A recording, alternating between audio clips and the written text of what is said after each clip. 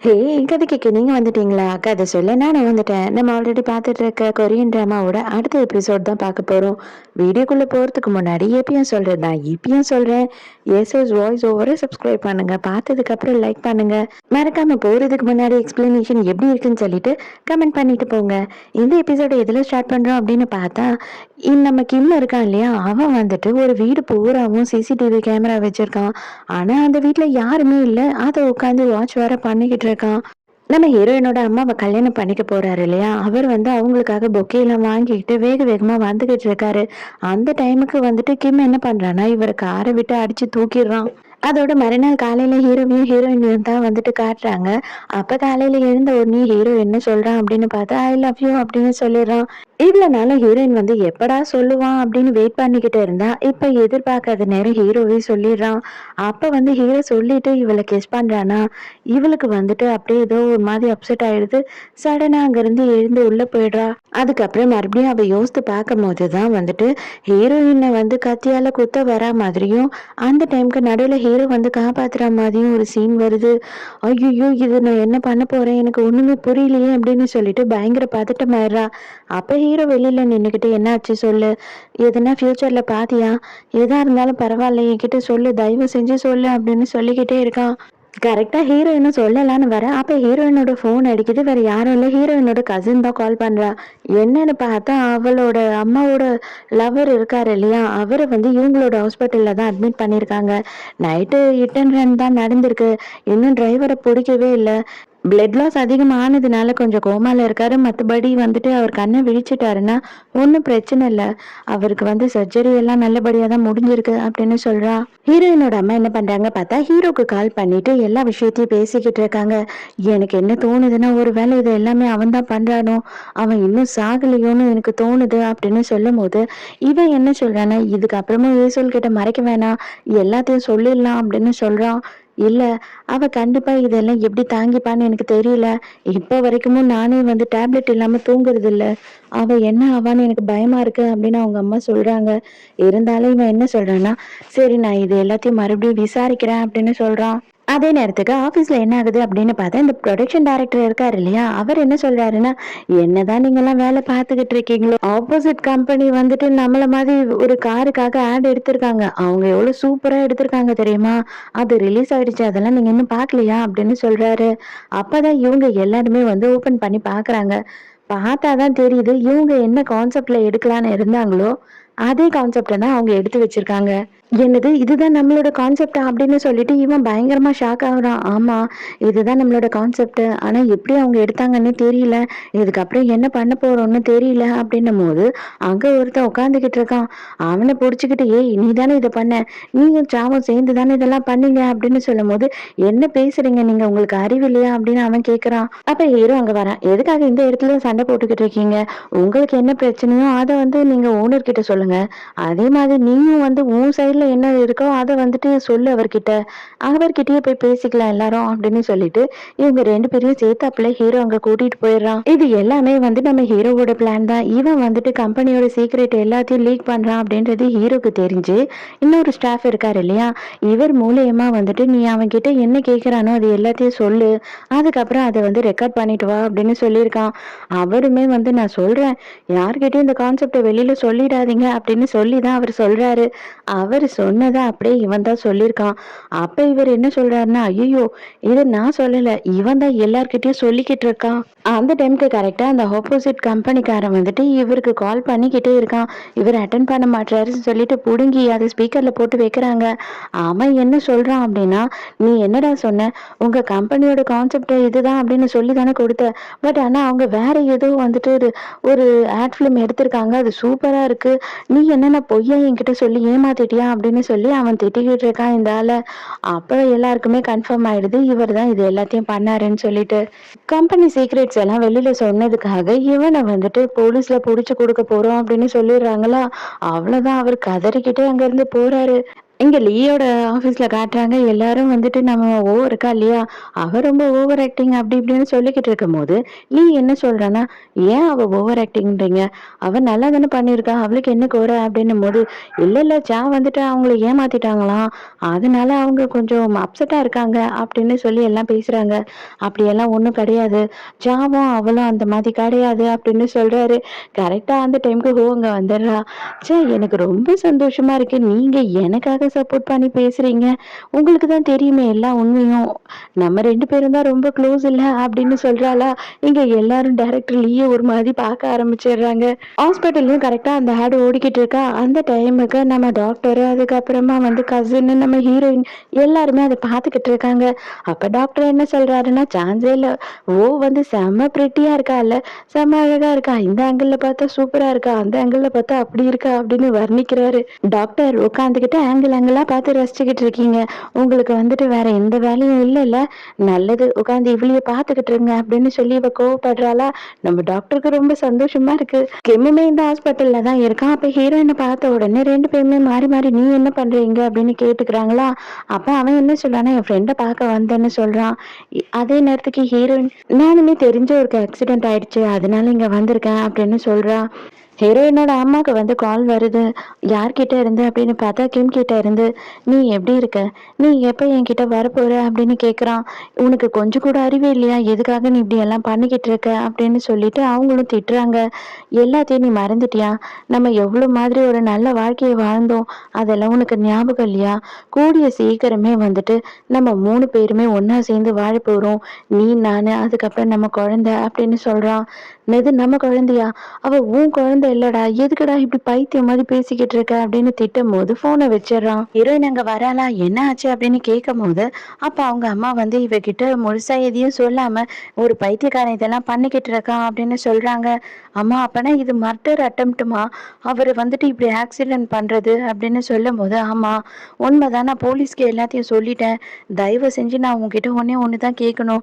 நீ வந்து ஜாமீனை விட்டு வரவே வராத. நீ அவன் கூடயே இரு. அவன் வீட்லயே இரு. அதுதான் உனக்கு நல்லது" அப்படின்னு சொல்றாங்க. நேரா ஹீரோ கிட்ட போயிட்டு அவ கனவுல பார்த்தது அது மட்டும் இல்லாம அவங்க அம்மா சொன்னது எல்லாத்தையுமே சொல்றான். அம்மாக்குமே ஆபத்து இருக்கும். அது மட்டும் இல்லாம அவன் வந்துட்டு கண்டிப்பா என்னைய எதனா பண்ண வருவான். அப்ப நீங்க என்ன காப்பாத்துனீங்க அப்படின்னா என் கனவுல வந்தது பழிச்சிரும்ல அப்படின்னு சொல்லிட்டு இருக்கா. எதை பத்தியும் நீ கவலைப்படாத. உன் கனவுல என்ன வந்தது, அந்த இடம் எப்படி இருந்ததுன்றத மட்டும் டீட்டெயிலா சொல்லு அப்படின்னு சொல்லும் போது, அப்ப ஹீரோயின் என்ன சொல்றான்னா, நலன் அப்படின்னு சொல்லிட்டு ஒரு ஆர்ஃபனேஜ் வாசல்ல தான் இருந்தது அந்த இடம். ஆனா அங்க இருக்க குட்டை மாதிரி ஒரு இடம் வந்துட்டு ஃபுல்லா ஐஸ் கட்டி மாதிரி உறைஞ்சு இருந்தது அப்படின்னு சொல்றா. அப்ப இவனுமே வந்து ஆர்ஃபனேஜ் போட்டோவ எடுத்து காட்டுறான். இதுவான்னு கேட்கும்போது, ஆமா இதேதான் அப்படின்னு சொல்றா. என்னோட ஆர்ஃபனேஜ் தான் அது. வருஷத்துல ஒரு வாட்டி வந்துட்டு அங்க செர்மனி நடத்துவாங்க. அப்பதான் நீ சொல்ற மாதிரி பேனர் எல்லாம் கட்டுவாங்க அப்படின்னு சொல்றான். இவளை சமாதானப்படுத்தி அங்கேயே தூங்க வைக்கிறான். தூங்க வச்சுட்டு கரெக்டா வந்து அவரோட ஆர்ஃபனேஜ் பிரின்சிபல் இருக்காரு இல்லையா, அவருக்கு கால் பண்ணி கேட்குறான். இந்த வருஷம் எந்த டேட்ல நம்ம பண்ண போறோம் அப்படின்னு சொல்லி கேட்கும்போது, அவர் வந்து ஜனவரி 31 அப்படின்னு சொல்றாரு. ஓகே அப்படின்னு சொல்லிட்டு இவனும் வச்சிடுறான். மறுபடியும் ஹீரோயினுக்கு கனவு வருது. அந்த கனவுல பிளட் மூன் தெரியுது. அது மட்டும் இல்லாம ஒரு சின்ன குழந்தையும் வந்து தண்ணியில விழுது. நம்ம ஹீரோயினுமே தண்ணியில விழறா. அலறிக்கிட்டே பயந்து எழுந்துக்கிறாளா. ஹீரோ வந்து என்னாச்சு, இப்ப கனவு வந்ததா, என்ன வந்தது அப்படின்னு கேக்குறான். அப்ப எல்லாத்தையுமே அவ சொல்றா. இது என்னோட ஃபியூச்சரா இல்ல நான் மறந்த என்னோட பாஸ்டானே எனக்கு தெரியல. எனக்கு ரொம்ப குழப்பமா இருக்கு. எனக்கு ரொம்ப பயமாவும் இருக்கு. கண்டிப்பா இதெல்லாம் நடந்ததுன்னா நான் என்ன பண்ணுவேன் அப்படின்னு சொல்றா. அதோட மறுநாள் ஹீரோயின் ஆபீஸ்ல வேலை செஞ்சுக்கிட்டு இருக்கா. அப்ப வந்து ஒருத்தர் கைய நீட்டுறாரு. அவரோட கை வந்து அவளோட லிப்ஸ்ல உரசிடுது. அப்ப அவரோட ஃபியூச்சர் என்ன தெரியுது அப்படின்னு பார்த்தா, அந்த இடத்துல அப்பவே அவர் தடுக்கி விழுந்து கால்ல அடிபடுற மாதிரி தெரியுது. அப்ப இவர் அங்கிருந்து போறாரா. போகும்போது அண்ணா ஒரு நிமிஷம் அப்படின்னு கூப்பிடுறா. கீழே பார்த்து போங்க அப்படின்னு அவ சொல்லிடுறா. கரெக்டா அவருமே ஓகே தேங்க்யூ அப்படின்னு சொல்லிட்டு போறாரு. வேற ஒரு விதமாவும் அவர் கீழே விழுந்துதான் ஆகுறாரு. அப்ப இவளுக்கு என்ன தோணுதுன்னா, அப்பனா நம்மளால நம்மளோட ஃபியூச்சரை மாத்தவே முடியாது போல அப்படின்னு நினைக்கிறா. அதுக்குள்ளேயே ஹீரோ என்ன பண்றா அப்படின்னு பார்த்தா, அவருக்கு ஆக்சிடென்ட் ஆச்சு இல்லையா, அந்த இடத்துல இருக்க எல்லா சிசிடிவி கேமராவும் அன்னைக்கு எந்தெந்த கார்லாம் அங்க நின்னுதுன்னு சொல்லிட்டு அதையும் செக் பண்றா. ஏன்னா அதோட டேஷ் கேமரால இருக்கும் இல்லையா, அதுக்காக அது எல்லாத்தையும் எடுத்துட்டு போயிட்டு அவனே கலெக்ட் பண்ணி நம்ம போலீஸ்காரங்க கிட்ட கொடுக்குறான். கேக்குறான். லிய ஃபாலோ பண்ணிக்கிட்டே ஓவரா, என்னதான் நீ பண்ணிக்கிட்டு இருக்க? எந்த நேரமும் என் ஃபோன எடுக்கவே மாட்ற அப்படின்னும்போது, இந்த இடம் உனக்கு எப்படி தெரியும் அப்படின்னு கேக்குறான். உன்னதான் ஃபாலோ பண்ணிக்கிட்டு வந்தேன்.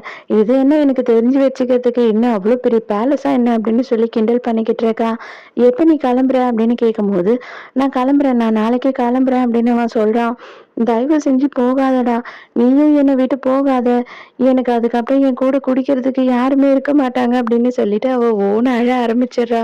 சரி வா, இப்ப நம்ம 2 பேருமே லாஸ்ட்டா ஒரு வாட்டி ஒரு ட்ரிங்க் குடிச்சிட்டு வரலாம் அப்படின்னு சொல்லிட்டு கூட்டிட்டு போறான். அதுக்கப்புறம் நம்ம ஹீரோயின் என்ன பண்றான்னா, நம்ம டேட் போயே ஆகணும் அப்படின்னு சொல்லிட்டு ஹீரோவ கம்பல் பண்ணி கூட்டிட்டு வெளியில சுத்திக்கிட்டு இருக்கா.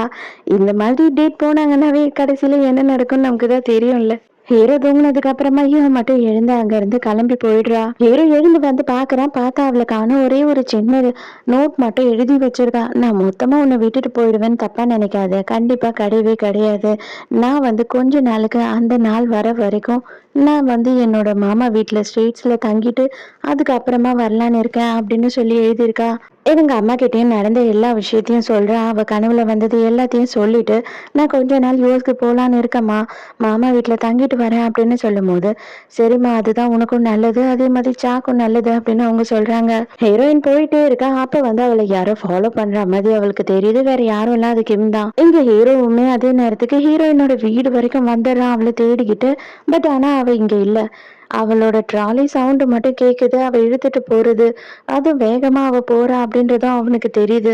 இவ பயந்துகிட்டே போயிட்டு அந்த கிளப் இருக்கு இல்லையா கிம்மோடது, அங்க போயிட்டு ஐயோ தொறங்க கிம், மிஸ்டர் கிம், கதவு தொறங்க கதவு தொறங்கன்னு கத்திக்கிட்டே இருக்கா.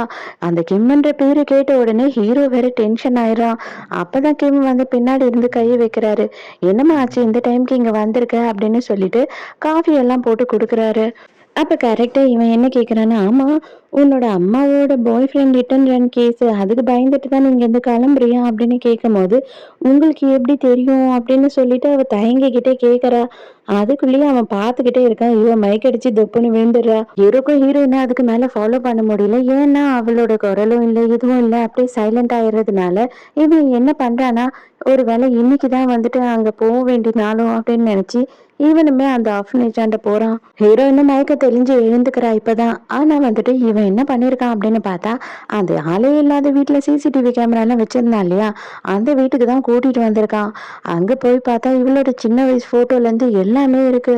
இந்த நாளுக்காக நான் எவ்வளோ ஆசைப்பட்டேன் தெரியுமா? என் பொண்ணு கூட வந்துட்டு உட்காந்து ஒரு வேளை டின்னர் சாப்பிடணும். அப்போ உங்க அம்மாவும் இருந்திருந்தா இன்னைக்கு ரொம்ப நல்லா இருந்திருக்கும்ல அப்படின்னு சொல்லும்போது, இவளுக்கு ஒண்ணுமே புரியல. என்னையா திடுதிப்புன்னு வந்து உன் பொண்ணுங்கிற அப்படின்னு சொல்லிட்டு முழிச்சுக்கிட்டு இருக்கா. அப்ப அவன் என்ன சொல்றான்னா, ஆமா உண்மைதான். என்னைக்கு நான் காலேஜ் படிக்கும்போது உங்க அம்மா சாராவை ஃபர்ஸ்ட் டைம் பார்த்தனோ, அன்னையிலேருந்து நானும் அவளும் லவ் பண்ண ஆரம்பிச்சோம். எங்களோட வாழ்க்கை ரொம்ப சந்தோஷமா இருந்தது. நாங்க ரொம்ப சந்தோஷமா டேட் பண்ணிக்கிட்டு இருந்தோம். ஆனா வந்து அந்த ஒரு நாள் வர வரைக்கும், எப்போ வந்து உன்னோட அப்பனா நடிச்சிட்டு இருந்தான் இல்லையா ஜாங், அவன் வந்து சாராவோட லைஃப்ல வந்தானோ, அன்னையோட அவ வந்துட்டு என் கூட இல்லாம போயிட்டா. அவன் என்கிட்ட இருந்து அவளை பிரிச்சுட்டு போயிட்டான். என் காதல மட்டும் பிரிக்கல, என்னோட குழந்தையுமே அவன் பிரிச்சுட்டான் அப்படின்னு சொல்லும் போது ஹீரோயினுக்கு ஒண்ணுமே புரியல. தலையே சுத்துது. அப்படிதான் ஒரு நாள் என்ன பண்ணேன் அப்படின்னா, இதுக்கு மேலயும் உங்க அம்மா கூடயும் உன் கூடயும் வாழாத வாழ்க்கையே இல்லைன்னு சொல்லிட்டு இந்த இடத்துக்கு நான் வந்தேன். ஏன்னா இந்த இடத்துல தான் அவன் வந்து உனக்கு அப்பாவாவும் அவளுக்கு புருஷனாவும் நடிச்சுக்கிட்டு இருந்தான். இந்த இடத்துலயே தான் அவனை குத்தி கொலை பண்ணேன் நானு அப்படின்னு சொல்றான். அப்பதான் பாஸ்ட்ல நடந்த விஷயத்த காட்டுறாங்க. இவன் வந்து திருட்டுத்தனமா இவங்க வீட்டுக்குள்ள வந்திருக்கான். அப்ப அவங்க அப்பா என்ன சொல்றாருன்னா, எதுக்காக நீ இப்படி எங்களை டார்ச்சர் பண்ற? அவ உன்னை காதலிக்கவும் இல்ல, நீங்க வந்து ஒன்னா பழக கூட இல்ல, நீ ஏன் கற்பனை பண்ணிக்கிட்டு இப்படி வாழ்ந்துகிட்டு இருக்க அப்படின்னு திட்டுறாரு. என்னது கற்பனையா? அவ என் கூட வாழ்ந்தா, என் கூட வந்து இருந்து குழந்தை பெத்துக்கிட்டா. அந்த குழந்தை ஈசோல் ஏன் குழந்தை அப்படின்னு இவன் சொல்றான்னா, அவங்க அப்பாவுக்கு ரொம்ப டென்ஷன் ஆயிடுது. மரியாதையா பேசு, அவ என்னோட குழந்தை அப்படின்னு சொல்லிட்டு அவரும் இவனும் சண்டை போட்டுக்க ஆரம்பிக்கிறாங்க. அப்பதான் அவங்க அப்பாவை குத்தி அங்கேயே அந்த இடத்துலயே கொலை பண்ணிடுறான். அப்ப நீங்க தான் என்னோட உண்மையான அப்பாவா அப்படின்னு சொல்லி ஹீரோயின் கேக்குறாளா? நீ என்ன புரிஞ்சுக்கிட்ட இல்லம்மா, எனக்கு அதுவே போதும்.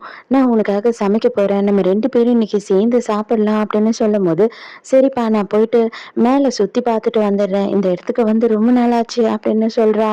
சரிம்மா நீ போ, மத்தபடி வெளி டோர் எல்லாமே லாக்ல இருக்கு அப்படின்னு சொல்றான். இவன் என்ன பண்றா அப்படின்னு பார்த்தா ஜன்னல் வழியா எகிரி குதிச்சிடுறா. அதையும் அவன் சவுண்டு கேட்டு பாத்துடுறான். அவனுமே துரத்திக்கிட்டு வரான். ஹீரோ ஆர்ஃபனேஜுக்கு வந்து பாக்குறான். அவங்க இன்னைக்குதான் அந்த ஃபங்க்ஷனை நடத்திக்கிட்டு இருக்காங்க. என்ன ஆச்சு அப்படின்னு கேட்டா, ஃபாரின் கிளைண்ட் எல்லாம் வந்துட்டு இன்னைக்கு கிளம்புறேன்னாங்க. அதனாலதான் அர்ஜென்ட்டா வைக்க வேண்டியதாயிடுச்சுப்பா அப்படின்னு அவரு சொல்றாரு. ஹீரோயின் ஓடி வந்துகிட்டே இருக்கா. அவனும் பின்னாடி துரத்திட்டு வந்துகிட்டே இருக்கான். ஆனா இவங்க ஓடுறது வந்துட்டு பார்த்தா ஒரு ஏரி மாதிரி இருக்கு. பட் ஆனா பனினால அது ஃபுல்லா ஒரிஞ்சிருக்கு. அது விரிசல் விட ஆரம்பிச்ச உடனே ஹீரோயின் அப்படியே நின்னுடுறா. அவனுமே அங்கேயே நின்னுடுறான். ஹீரோவும் வந்த உடனே இத பாத்துறான். ஹீரோ பார்த்த உடனே ஈசோல்னு கத்திக்கிட்டே அங்கிருந்து வேக வேகமா ஓடி வரான். ஆனா அவன் வர்றதுக்குள்ளேயே இவ வந்து அந்த இடம் உடைச்சுக்கிட்டு உள்ள போயிடுறா. ஹீரோ உடனே வந்து தண்ணியில குதிச்சு எப்படியோ கஷ்டப்பட்டு அவளை தூக்கிட்டு மேல வந்துடுறான். ஆனா அவ மூச்சு பேச்சே இல்லாம இருக்காளா, அதனால இவன் சிபிஆர் பண்ணிக்கிட்டு இருக்கான். அந்த டைம்க்கு இந்த கேம் என்ன பண்றான்னா, கத்தி எடுத்துட்டு வந்து ஹீரோவை நல்லா குத்து குத்துன்னு குத்திடுறான். உன்னால தாண்டா எல்லாமே, என்னோட ஈசல் வந்து இப்ப வரைக்கும் நிம்மதி இல்லாம இருக்கிறதுக்கு காரணமே நீதான்டா அப்படின்னு சொல்லிட்டு ஹீரோயின் கஷ்டப்பட்டு எழுந்து வந்து இவனை புடிச்சு வச்சுக்கிட்டு அழறான். இவனுக்கு ரத்தமா போயிட்டு இருக்கு. இதோடயே இந்த எபிசோட் முடியுது. அடுத்த எபிசோட் ஃபைனல் எபிசோட் தான். இந்த எபிசோட் உங்களுக்கு பிடிச்சிருந்ததா, என்னோட எக்ஸ்பிளனேஷன் பிடிச்சிருந்ததான்னு சொல்லிட்டு மறக்காம எனக்கு கமெண்ட்ல சொல்லுங்க. ஸோ நாளைக்கு மறக்காம கதை கேட்க வந்துருங்க. நானும் மறக்காம கதை சொல்ல வந்துடுறேன். பாய்.